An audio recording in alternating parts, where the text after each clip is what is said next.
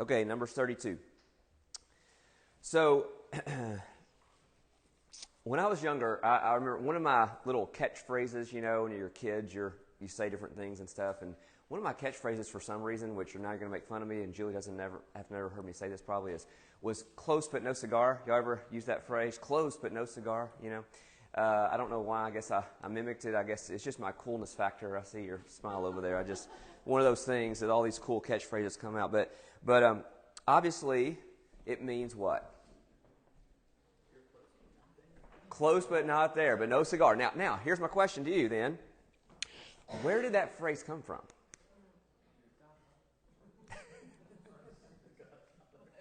Something about being awarded a cigar if you got an answer right. But Okay. Fairgrounds, late 1900s, early 20th century. Actually, late 19th century, early 20th century.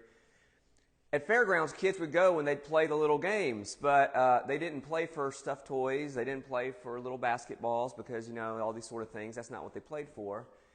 If they won the game, their parents got a cigar. So there became the expression when a kid missed throwing the dart or whatever they were doing back then, they'd say close, but no cigar. And so it became a very popular expression in the United States around 1930. So in the 1930s, it became this popular expression of, hey, you're close, but you didn't quite get it. So anyway, I'm sure you came here to know that, so you're welcome. But now, what does that have to do with Numbers 32? I don't know. I just want to tell you this. I'm just kidding. All right, let's look at Numbers 32. There's an issue that arises in Numbers 32.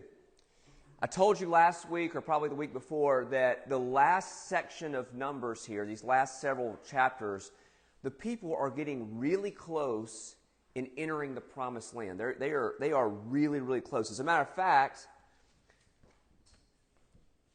you see this red and blue line here. They are in this purple area or blue area, whatever color that is, just on the east side of the Jordan River. They are like right there. Okay, they are really, really close at this point. They're just to the east side.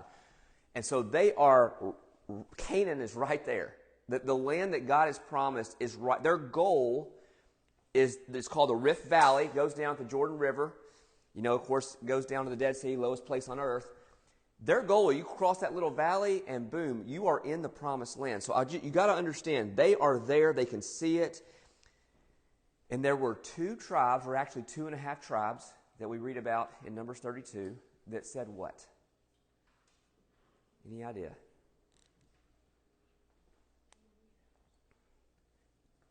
They basically said this. They said, you know what? We're good right here. They've come just imagine.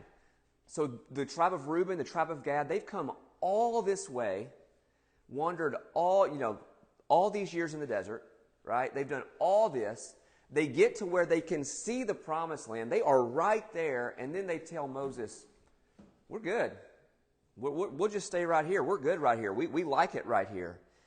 And so part of the reason is we're going to get into that. But let's look at one verse to start out. We're going to do this a little differently today. I want to start out looking at one verse specifically and then unpack some different things in the rest of the chapter relating to that verse. Okay, so look at verse 5 with me. Numbers 32, verse 5.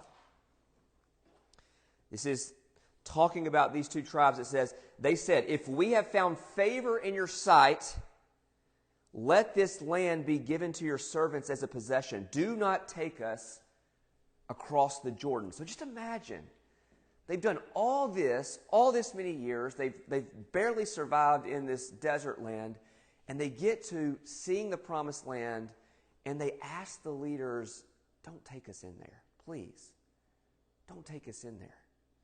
And I just imagine their ancestors who were driven.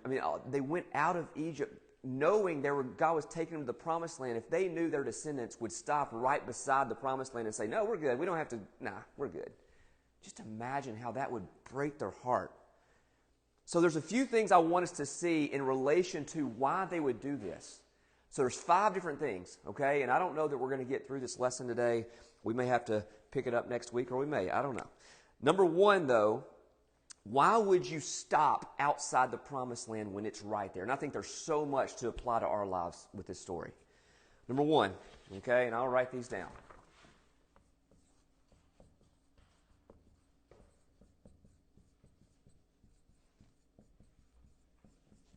Their stuff controlled them. Okay? Look at verse 1. Look at verse 1 with me. Numbers 32, verse 1. Now the sons of Reuben and the sons of Gad had an exceedingly large number of livestock. So when they saw the land of Jazer and the land of Gilead, that it was indeed a place suitable for livestock, basically that's when they came and talked to Moses and Eleazar, and they said, hey, we want to stay here. So you see, because they had all this livestock, it says, exceedingly large number of livestock, they're like, you know what? This land's perfect for us. So here they are. By the way, that word livestock is not just cattle. Just so you know, it's donkeys, it's camels, it's sheep, and it's goats as well. Okay, so they had all kinds of animals. And they had been traveling through the desert with all these animals. Can you imagine trying to get food and drink and things and worry about that all these years with all these animals? And they finally get to this east side of the Jordan. Now, for those of you that come with me to Israel, you're going to see this, but in this, especially, this is the Sea of Galilee, this is the Dead Sea, especially up here in Gilead area, it is great. You'll see cattle, you'll see grass, which you don't see in a lot of other places. You see, it is good land for livestock, okay? Even to this day. And so here they are, and they find this awesome pasture. Now, I say that because, by the way, in that land too, I meant to mention, there are several springs. In Israel, there's not a whole lot of water in a lot of places.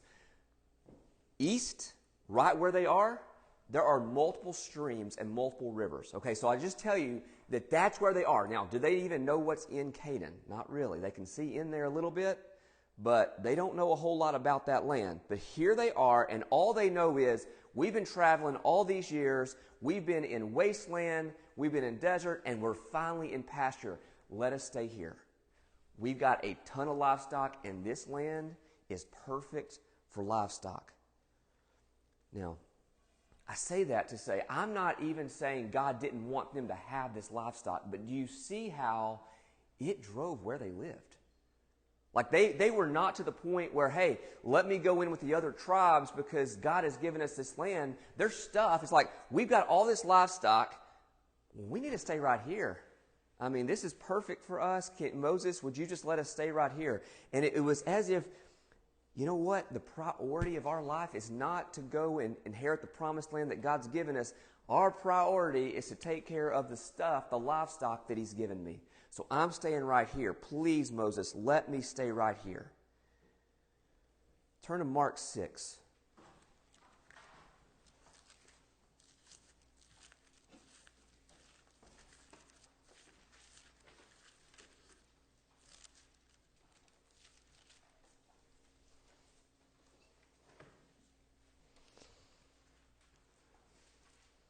Let's start in verse 7. Here's what it says. And Jesus summoned the 12. He began sending them out in pairs. He always sends them out in pairs, never alone. And He gave them authority over unclean spirits.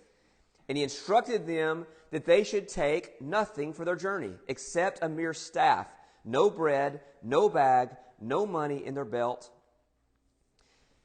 but to wear sandals. And He added, do not put on 2 tunics. Now, let me ask you a question. Why did Jesus only want His disciples to take a staff on their journey? Why do you think? What are your thoughts? To be more dependent on Him. Okay. Definitely one reason is if they don't have a lot of stuff, they've got to rely on their shepherd. They got to rely on Jesus. No doubt. That's part of it. What else do you think?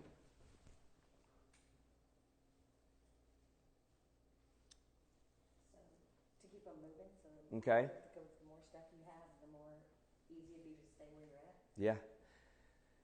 Is it harder to travel with a lot of stuff? Is it bog you down? Came home from Knoxville last night after we almost beat Alabama, and there was this truck, and it had this U-Haul behind it, and this poor thing was just doing this number. You're like, do I pass it? Do I not? I mean, but you could tell they were struggling. And I was like, yeah, that's what happens when you take a bunch of stuff. But that is part of it too. So yes, part of it is Jesus says, you need to rely on me. So don't take all that stuff because you're going to rely on your stuff. But the second part is, if you got a lot of stuff, it's not as easy to travel. It's one of the things when we were hiking in Israel, RVL would say, he's like, you're all going to get a backpack, but you may not want to fill that thing to the brim. The more you put in it, the harder it is to travel. And you're going to have water, so it's going to have some weight to it. So the more you add to it on top of that makes it even more difficult, you see. So part of what I think Jesus is saying is, I don't want you to be, number one, so bogged down that you can't do what I've told you to do. But number two, I want you to depend on me, as Ryan said. I want you to depend on me. Now, personally, this is me. And this is not talking to you. This is not preaching this morning. This is talking to myself. I think the biggest part of why American Christians don't always obey what God tells us to do when He tells us to do it is we got too much stuff.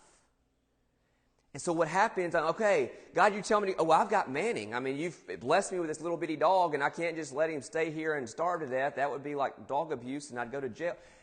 I've got stuff to take care of. So if God calls me somewhere, and I've got all this stuff to take care of, I think there's an issue of why Jesus said, only take a staff. And I just say that to say, listen, God can bless us, and I'm not even saying it's wrong to have stuff. It's not. But I want us to see the flip side of things too, because I think sometimes, just like these two peoples, these two tribes, they did not inherit the promised land because they were too tied to their livestock. And God, okay, maybe there's good land in there, but I know you've given us good land here. Give us this land, not that land. You see what I'm saying? Now, if this morning God told you, I don't think He's going to, I don't think He's speaking prophetically through me this morning, but if He told you, hey, I need you to pick your stuff up, Molly needs all of you, or Benin needs all of you, they need some help with their voodoo, not to show them, you know what I mean. What would it take? I mean, you've been in that call. I still remember the morning in the sermon where Shasta gets up and comes down front, before you went to, I still remember some of that. But what would it take to get you if God said, I need you to go do this? And I'm just pointing that out because it would be tough for me. I'll just be honest. Can you imagine? Do we have a life that's so held tightly to our stuff that I don't care what God tells us to do. We're like, God, I do it, but I've got all this to take care of. I'm sorry. Somebody else has less stuff than me. Please call them, not me. I think we've got to look at things through the lens of Jesus and say, listen, God, you've blessed me with this stuff, but if you want to take it away to get me to go wherever you want me to go, it's yours. That's a tough thing to say. It really is a tough thing to say, and it's even tougher to live out. But so God told these people not to take anything with them. Go back to these disciples. Rely on me. And here's my question as I was reflecting on that this week. How much do we really rely on Him on a daily basis? We've got food in our fridge. We've got money in our bank accounts sometimes. We've got what we need a lot of times. We've got shelter. You know what I mean? And so many times, we may not live every second, every moment saying, God, I am dependent on you today.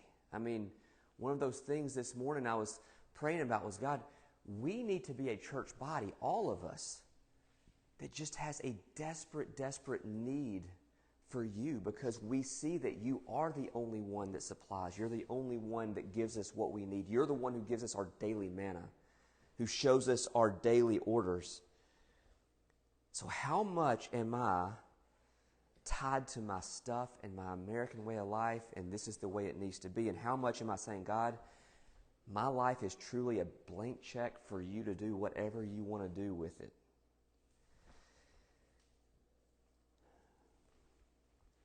Now, one of the other things I've said before, you may have heard me say this, it's just something that God hit me with in college.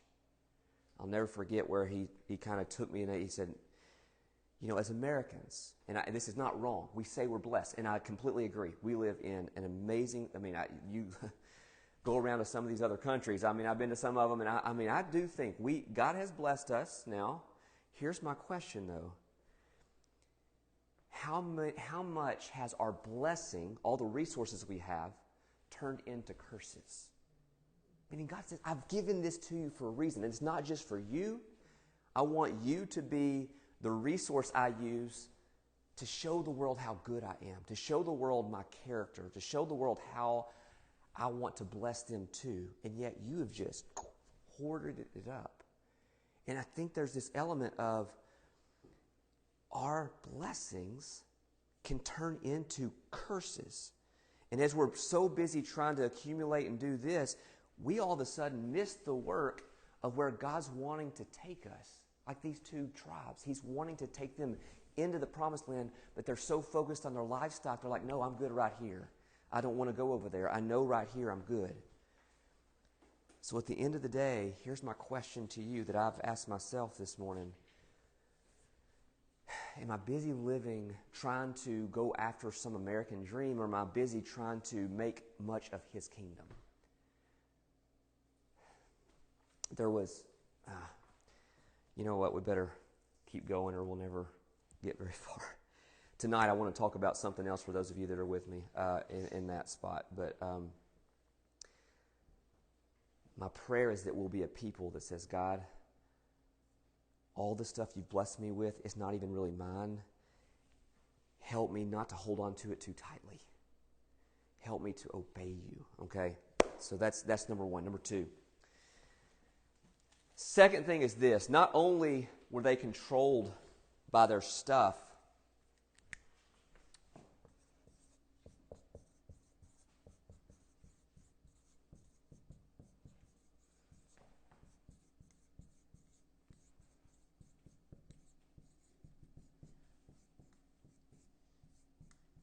they thought they knew God's will. They thought they knew exactly what God had for them. And I'm going to skip all those names because I'll butcher them anyway.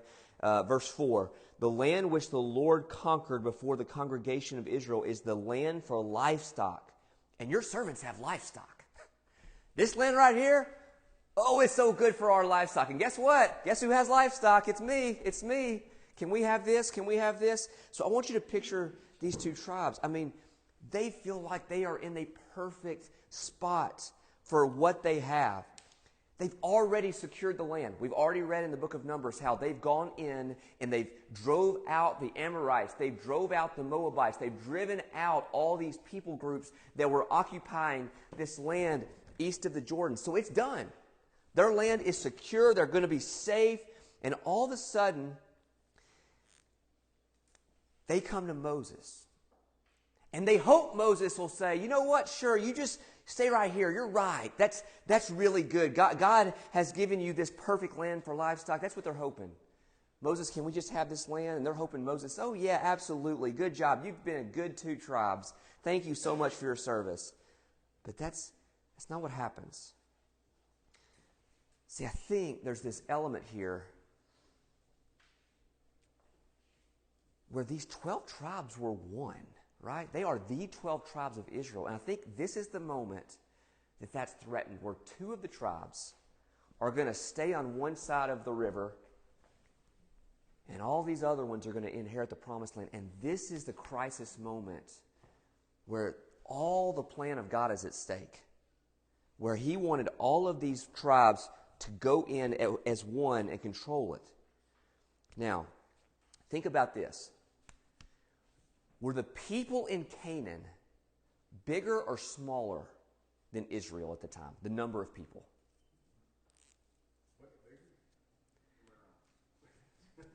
It's one of the two, right? 50-50 here. I want one of those little things where we can poll the audience and it comes up. What y'all think?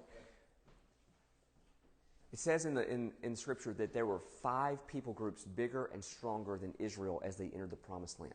Okay, so I say that to say do you think they needed all hands on deck as they entered the promised land? So you see that not only is maybe the unity of the tribes threatened, but all of a sudden, there's question on if they are even going to take the promised land. I mean, if they're not going to be obedient. Do you remember what happened 40 years before? Right? If they're not going to be obedient and go in and do what God tells them to do, they may not inherit the promised land even this time. They may spend even more time. You understand? So I say that to say, I think here, I have no idea where I'm in my notes now, but I'm just trying to make sure I'm not missing anything. I have dropped that 7 times this morning. I'm sorry. I need somebody to pick it up for me. My back's killing me. All right. So, but here's the thing. What were the borders of the promised land? It's a tricky question. See, this is something that I think a lot of times we don't do a lot of studying on. Like, where does it start? Where does it go? Right? Okay, there's a sea on one side. We know that. Okay, we got one landmark. Okay, good. We got mountains over the other side. We got maybe Euphrates thrown in somewhere, and I don't know. But, okay. If you look at Numbers 34, which we'll get there in a few weeks, and Ezekiel 47, this right here, this red and blue line, is kind of exactly what it says is the size of the promised land God is wanting them to do. Now, let me show you another side here. Or everything in green, if y'all can see that. Do you see all this in gray? That's where those people, that's where those tribes are wanting to settle. Is it inside the promised land God's wanting them to settle in? No, it's outside. Now, here's the thing. If God gave them clear landmarks and he said, I want you going in there, and then they say, you know what? No, I think God's shown us through circumstance, this is the place for us. Do you see that's what essentially is happening? They're using their circumstances to say, this must be God's will for us. Look, this land's perfect for our livestock, so this must be God's will. When he has told them that this is where I want you to go. And so, what does Hebrews 11:6 say?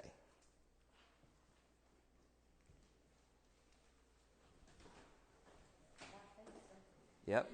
Faith is in there. Sweet. Yes. Without faith, it is impossible to please. And then it says, because anyone who comes to him must believe that he exists and that he rewards those who earnestly seek him. But without faith, it's impossible to please God. Now remind me, what is faith?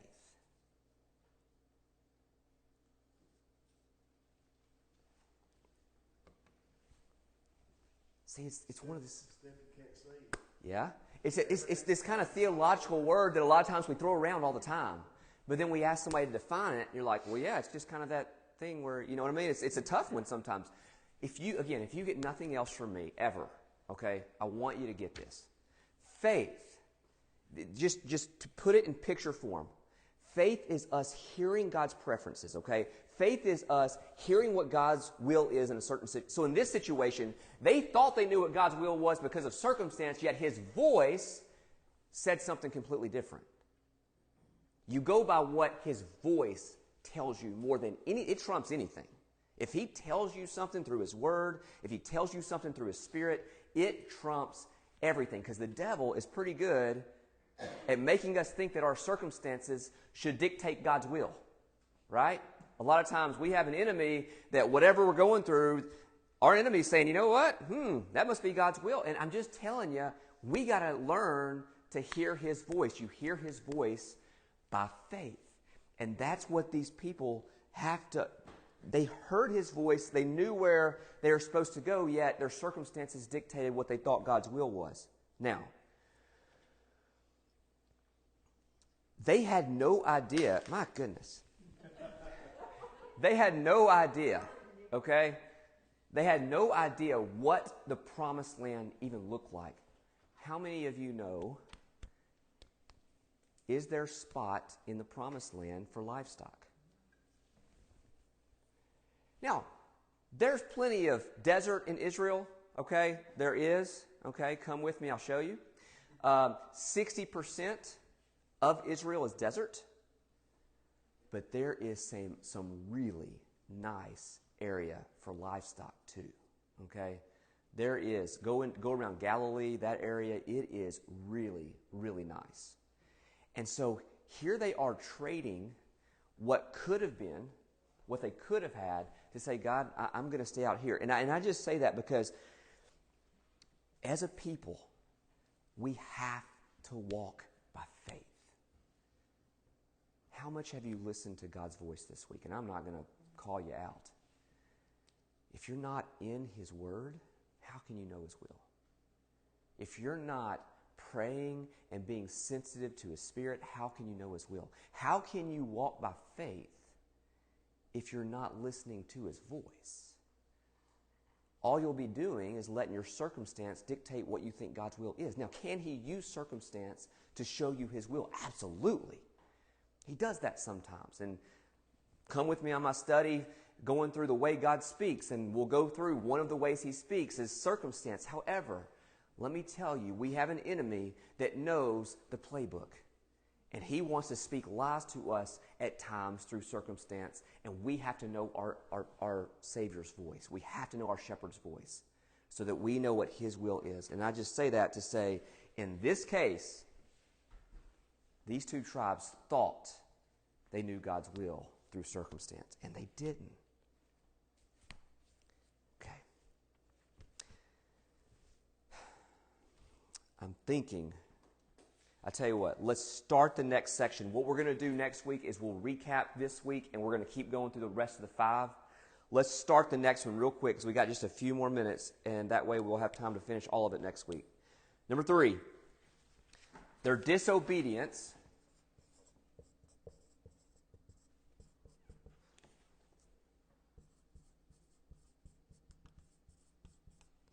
would impact others around them. Somebody read verse 6 and 7. And Moses said unto the children of Gad and to the children of Reuben, shall your brethren go to war, or shall we sit here? And wherefore discourage ye the hearts of the children of Israel from going over into the land which the Lord has given them?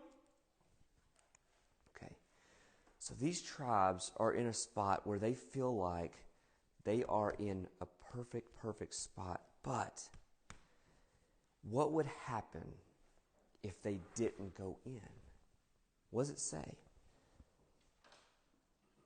others were all going to die because they didn't have enough people to battle. Okay. Specifically in verse 7 too, it says, not only are they may die, you're also discouraging them, right?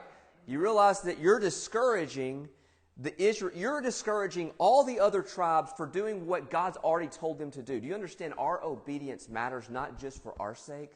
Because if we're not being obedient, then it discourages other believers from walking with God and being obedient to what He tells them to do. See, that's something that I think is so important.